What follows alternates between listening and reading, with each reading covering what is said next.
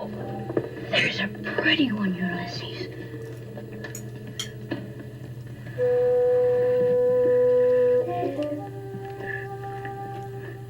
There it is. Hello, I'm Shawn the Book Maniac. Welcome back to my channel. This is a second installment in my new occasional series that I've tentatively titled Zooming In, where I meet up with bookish social media celebrities to chat about bookish articles online. And I'd like to welcome Bernie Lombardi back to my channel for this purpose. Bernie is one of the friendliest and most active Instagrammers out there. Hello, Bernie. Hey, Shawn, thanks for having me again.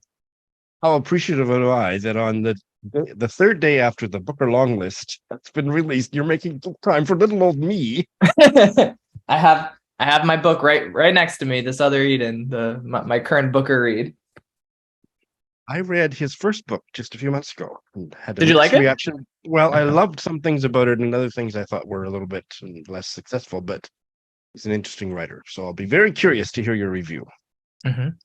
And maybe I will find your review on Goodreads. We're here to talk about an article that just appeared on the Book Riot website on July 20th called Does Tracking Reading Make It Less Enjoyable by Connie Pan. And I thought this would be a great topic for zooming in. And who better to talk about it with than Bernie?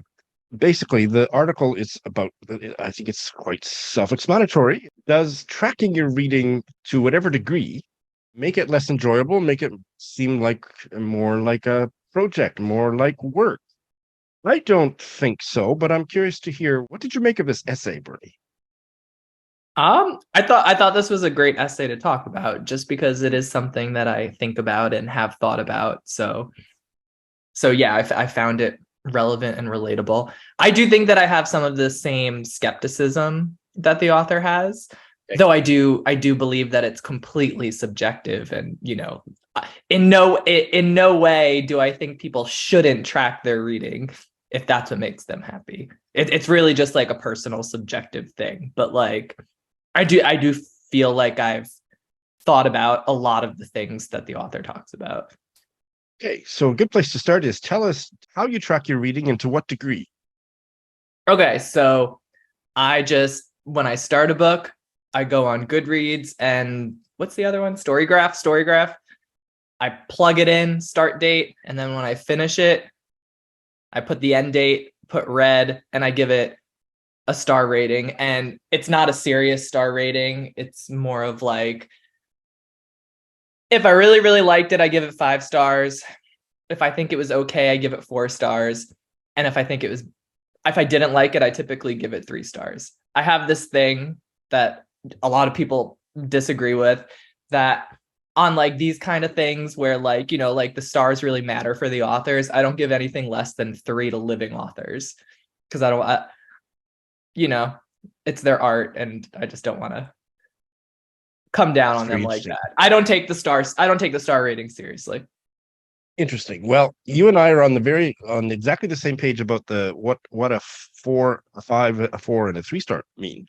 And then I don't worry so much about not giving less than 3 stars to a living author, but I do follow that same practice with writers from marginalized communities. I won't give a star rating.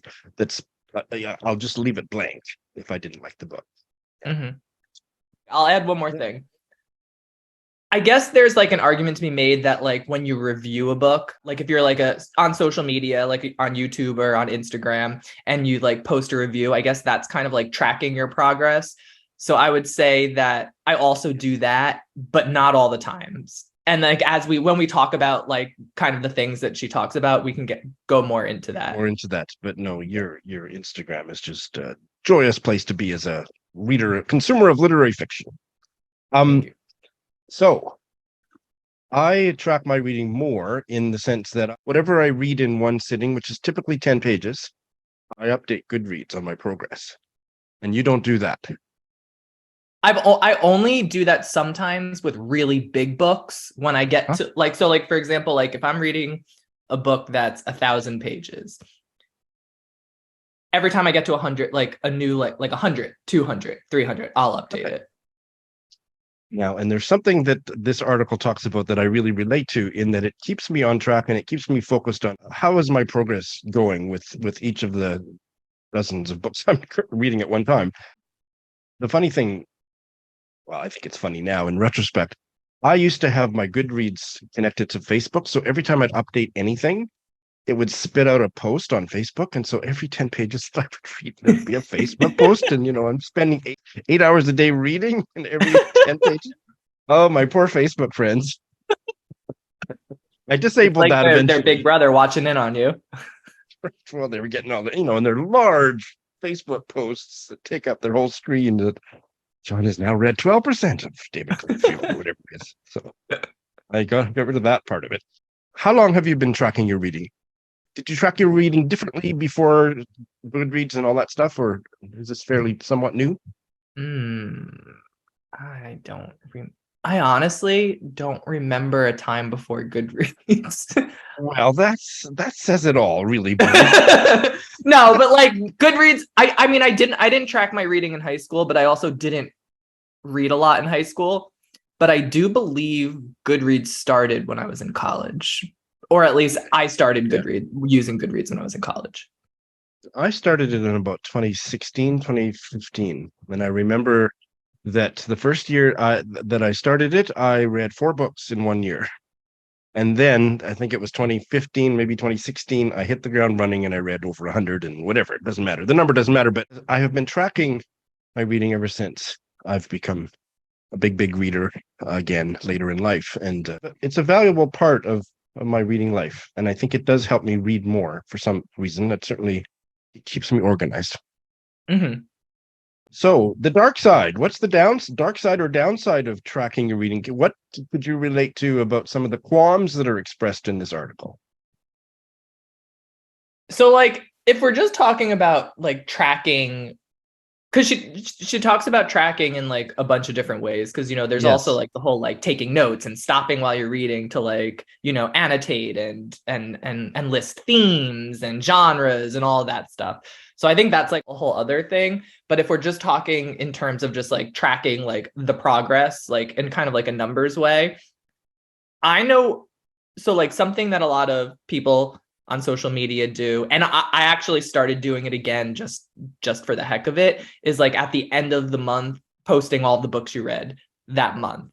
And I found last year, I stopped doing it for a while. I didn't do it last year because I found that when it would get to the end of the month, I would rush through books just to finish them, just to like say like I finished these books this month and I'm starting a new month fresh. But like really that's silly, because like what is a month, right? Like why does that really matter? It's literally just for this one post to say like I read this many books in this month and I finished it so I can start the next month fresh. But like what's the difference of starting August 1st versus August 3rd? It really doesn't matter in the big scheme of things. And so I did stop doing that for a while and found that I did stop like rushing through books to like finish them by the end of the month. And I try to do that too. I try to continue to do that, even though I started doing those posts again. If I'm not finished with it, I'm just like, it could be a September book, Absolutely. I relate to that so much. I don't relate to it in terms of on a monthly basis, but I relate to it on a weekly basis because I do Friday reads. And I often put so much pressure on myself to finish as many books as possible so I have stuff to talk about for my Friday reads. And I've been really working on that neurosis in the past few months. Like, people don't care if I finished a book. I can talk about what I'm currently reading. I can talk about the weather. People will, there's a certain kind of the person out there that anything I have to say, they'll be interested in it. I'm talking about, my mom and 2 other people. But yeah, that kind of, and so that part of this article I related to. I don't think tracking my reading exacerbates that neurosis, but I very, very much relate to that, if I can call it a neurosis. But that pressure that we put on ourselves as social media people, bookish social media personalities. Now, one of the other things that she talks about that made me realize has been in the past. a valuable result, let's just go with that. A valuable result of tracking my reading is to diversify my reading. And so there was a time, maybe 6 or 7 years ago, where I did do monthly reports. And this was when I was very active on Litzy, and I'd put up a little report. How many of the books I read were by women? How many of the books that I read were by non-white writers, GLBTQ, all that stuff? I had it all the stats. And I don't do that at all anymore because I now trust that I just naturally gravitate towards those kind of books because I tracked it so diligently for enough time to realize that I wanted to do this, wanted to diversify my reading, and I did. Chris, my husband, and I, we have tried doing like keeping like a spreadsheet, and like when we would finish a book, we would put it in and like put like, like gender, sexual orientation, region of the world, country, et cetera, et cetera. And it was interesting, but then like it just like we kind of just like lost track of it. I guess I agree with you in the sense that it's something that's like become natural. It's just like, that's right. Yeah. Something that we do that's fun is we actually print out small pictures of all of the books we read. We laminate them, and then we put a magnet on them. And on our refrigerator, we rank the books as we read them. So that like throughout the year, like, so, and over the course of a year. So throughout the year, like, as we read them, we like reconfigure our ranking so that like, I don't know, it's just something that we're thinking about throughout the year to like be like, oh, these are the books that we really loved, but oh, did I love that one more? Did I love that one less? And, like I change it around, every once in a while. I look at it, I'm like, like I really did like that one more. But like we do always have like in our kitchen on our refrigerator, a big, board of all the books we've read and like the order of how much we liked them. I don't know if you can see it on my face, but I think that is the most delicious, nerdiest, most wonderful bookish idea I've ever heard. I love it so much. Have you ever made a little video of any of that? I think so. Like we started it like 3 years ago, and I think I did back then. Can you send me a photo of it as it is today, or you're in the middle of moving, so that's not. But do you have a photo of? It's in Jersey City, but I do have photos on my phone, so I'll look. I'll look for if you want to me, and I'll put it on the screen because that is. I want to start doing that. But so you have a personal laminator and a color printer. Yeah, it's cheap. The laminators are cheap, and Chris prints the pictures in color at work. Huh. It's fantastic. Wow. That's a topic for a whole other video. Yeah, that is really, I'd love that. It was his idea, 100% his idea. You said that you use, if I understood what you said correctly, you use Goodreads and Storygraph. So what's that about? Just like because different people are on the two different platforms. That's really it. I prefer Goodreads. I mean, isn't Goodreads like part of like Amazon or something? People don't like it or something. I don't really know. That is true, and that's why some people don't like it, and that's why I think Storygraph emerged. So I use both, but I do think Goodreads functions better, which is why I gravitate towards it. Apparently, you can migrate your data over to Storygraph. Did you do that? No, I just started fresh. If you got them both, you wouldn't need to do that because I'm so nervous about losing a bunch of my data. Mm-hmm. So I haven't made the jump.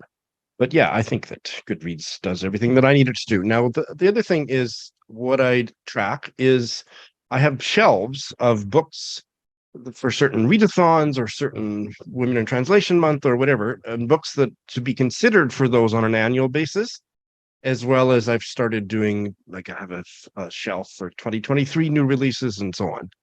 But I've got like 70 shelves. And one of the shelves is Bernie. It's a Bernie shelf, books that I found out about from you. And I have one for Eric Paul Anderson and other, influential people so that I can remember when I go to read the book. Now, how did I find out about this again? And it was Bernie. So I love that. Do you have a Shawn shelf on yours? I don't have any shelves, but I do have a Shawn shelf in my head. Well, on the top of that shelf is the Michael Cunningham book that you love that I'm still like need to read really, really badly, but I just keep on putting it off. But that's on the top. I want a Shawn the Book Mania section on the fridge magnets. But Chris does all the shelves. He has shelves for like the Booker list of this year, the Booker list of that year, all the Booker winners, women's prize, National Book, all of that stuff. Chris does that. So if I do like have a question, he'll look at it. You guys are a good pair. Is there anything else you'd like to say about the article? I don't know. What are your thoughts on like tracking more than just like numbers, like tracking, like taking notes and like kind of creating like an archive? Absolutely. I'm glad you brought that up. I don't do that.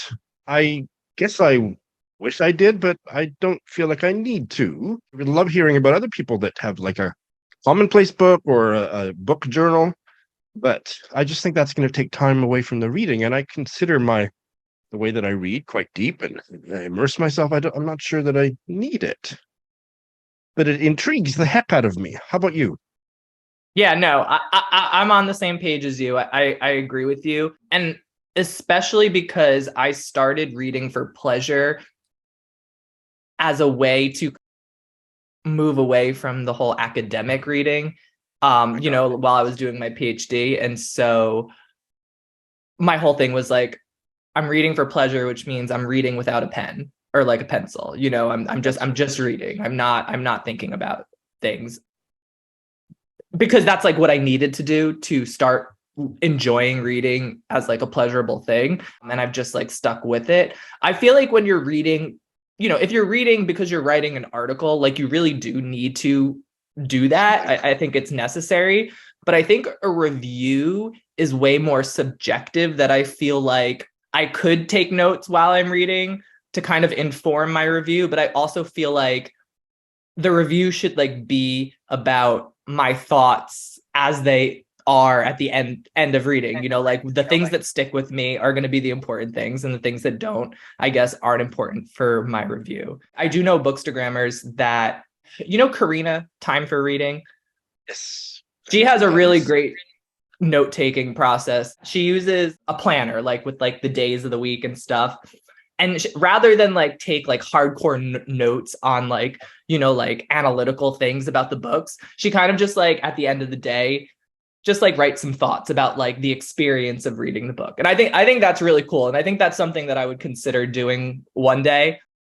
And for me, my journal is my Friday reads. So I often will refresh my memory about what I thought of a book by looking it up on my Friday reads from 3 or 4 or 5 years ago. And that's good enough for me. But yeah, no, it's all intriguing. And any of the ways that people do it, Greg of Supposedly Fun, he makes notes on one piece of paper. It usually is only one piece of paper of favorite key passages or questions or responses to what he's reading. And then he just tucks that piece of paper in the book and it stays there for the rest of its life on his library shelf. And that's fascinating. So yeah, there's no wrong way to go about it. Yeah. And you know what? Something that you and I share is that we got back into reading as a way of recovering from academia. Although, I mean, you're still in academia, but from writing your PhD, I didn't get as far as you did. But as a grad student, I stopped reading altogether for pleasure, and it took years for me to get back into it. That would be a really fascinating conversation to have. So will you come back for a longer form chat about that someday? Of course. Anytime. That would be awesome. That would be awesome. So Bernie, you're in the middle of a big move and the Booker long list is out. Good luck with your move. How's it going? Thank you. It's going slowly but surely. We're packing on the weekends, and during the week living with my parents, which is like right near where we're moving to. And because my husband Chris already started his new job, so that's why we're here. And I'm working from home during the summer, so it's easy. So the weeks have been actually really relaxing. It's nice to be, near nature and all that. When we go back to Jersey City on the weekends, it's stressful because our apartment's chaos from all the boxes and stuff. So even though like we like try to go back and like enjoy some of our favorite restaurants, which for hopefully not the last time, but like, we're not going to go back there all the time. But it is hard because we do go there and we're bombarded by the chaos. And then we're like, okay, we need to pack and get out of here. How many boxes of books have you counted? Oh, no, too many. We're actually, because we're moving into an apartment that's smaller than the one that we live in now, we're downsizing intentionally because we have too much stuff. We want to get rid of stuff. We want to like live more zen and less cluttered. But of course, we're not getting rid of books. So my childhood bedroom is becoming our unread library. So we're keeping all of our unread books in my childhood bedroom. We put some more bookshelves up in there, took stuff out. And because my parents will only be 15 minutes from us, when we want to, when we're ready to shop our unread shelves, we can just come here. Very nice. Well, good luck with it. And Bernie, thanks for making time for this today. Of course. Thanks for having me.